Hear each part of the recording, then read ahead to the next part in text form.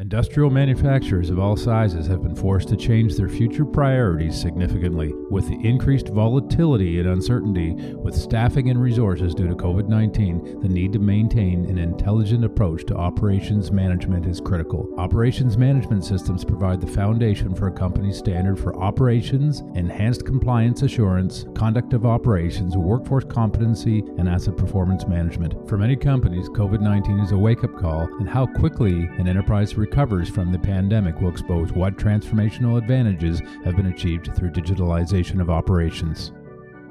I'm Peter Reynolds, Senior Analyst, and this is the Digital Transformation Viewpoints podcast brought to you by ARC Advisory Group. In each episode, we'll ask the big questions of how industry is adopting emerging technologies and practices for sustainable manufacturing, from better operational and engineering processes to blockchain. Today, however, our focus is managing resilience in operations and intelligent operations management. So here with me today is David Dreerup, CEO of Operational Sustainability LLC. So, David, industrial manufacturers to survive in the market today guarantee any profitability, especially in light of what's happening with coronavirus. We think it's essential that industrial organizations, they capture value quickly. They're able to change direction according to customer demand with products.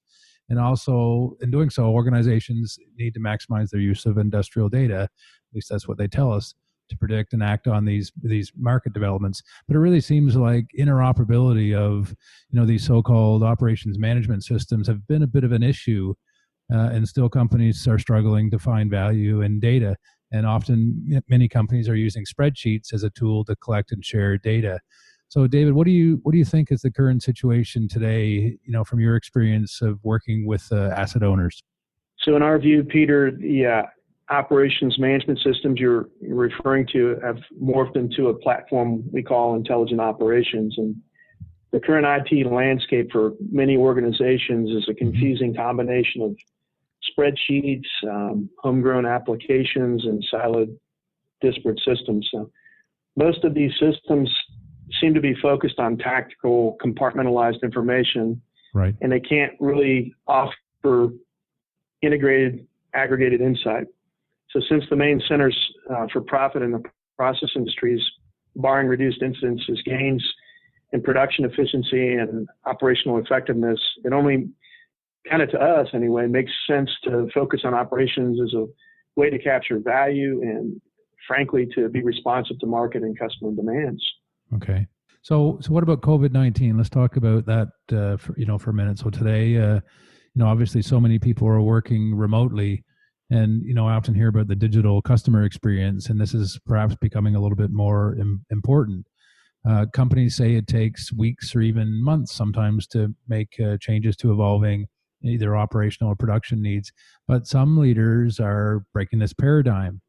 So what do you think about this, and why are some leaders moving ahead of others?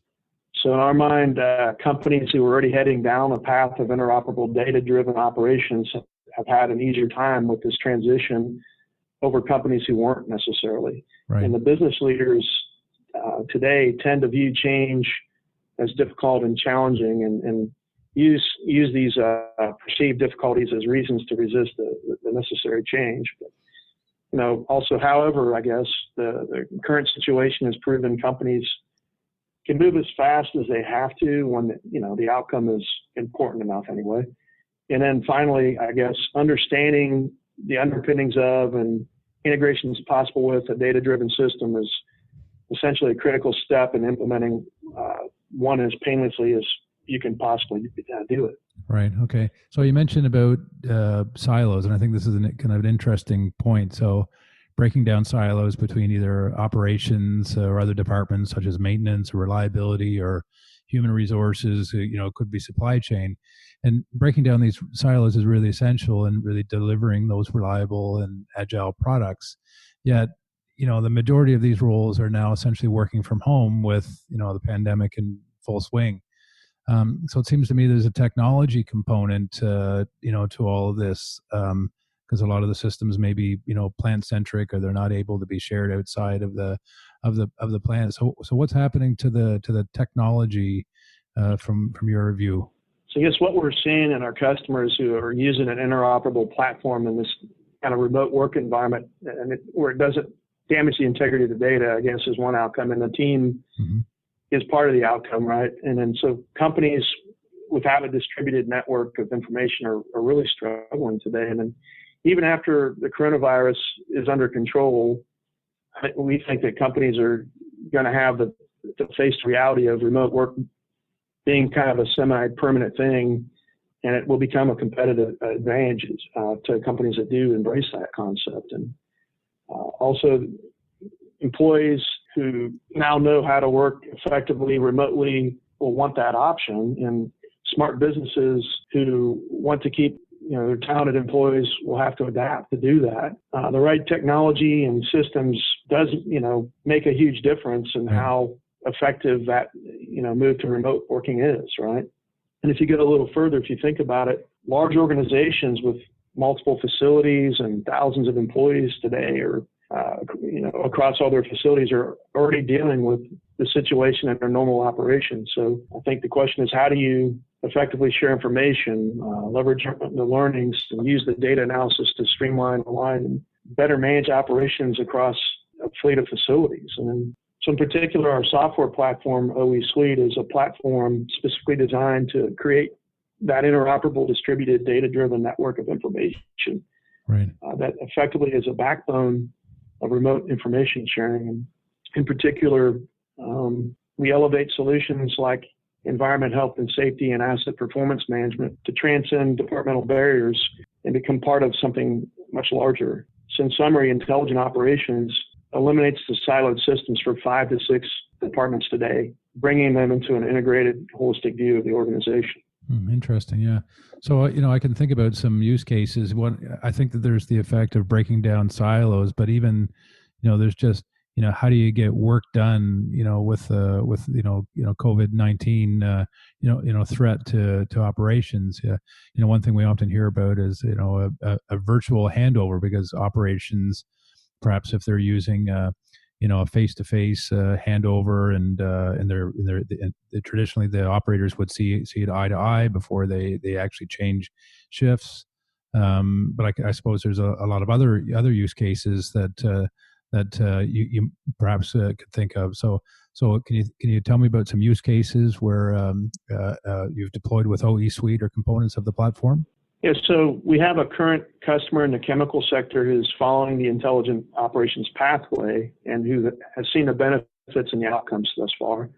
They've been able to respond more quickly while adapting to issues during the pandemic. And today they use OE Suite to manage their asset performance management, operational risk, EH&S compliance, their workforce, and conduct of operations needs. So that's really the whole combined intelligent operations platform. And so some of the specific areas of focus that we're currently working on with them include management of change, risk-based inspection, asset health monitoring, asset strategy, operator rounds, and emissions management. So when you have a depth of insight that reaches across departmental silos, you can make better, more informed decisions much faster. And so intelligent operations enables businesses to move at the speed of change in today's world.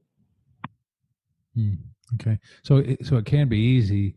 What about some of the challenges asset owners might face in achieving the benefits of the, what we call the intelligent operations platform? How are companies overcoming these challenges? Because intelligent operations is driven by interoperability, the value realization comes from multiple areas in the company. And so most investments into technology don't offer that kind of value. So OS offers multiple pathways to jumpstart that process via content, like policies, procedures, technical standards, field guides, or industry knowledge and best practices, and really all of that, which ends up helping shorten the runway for implementation.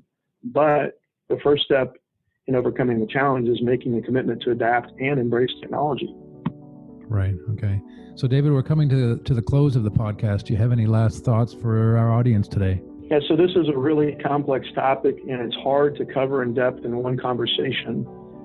Though I think you asked the right questions, Peter. If people want to explore further, we have a variety of resources available for free on our website at drivingoe.com. and those resources include white papers, short videos, articles, and some webinars that we invite anyone listening to check from as they see fit. Well, David, thanks for being with me today. Thank you, Peter. Well, that's all the time we have today. Thanks to David Drupp, CEO with Operational Sustainability. For more information and insights on the topic or to learn best practices to accelerate transformation, please see the ARC Advisory Group website at www.arcweb.com. Please do subscribe to this podcast so you don't miss an episode, and while you're there, leave us a review. In the meantime, from Peter Reynolds, thank you for listening and goodbye.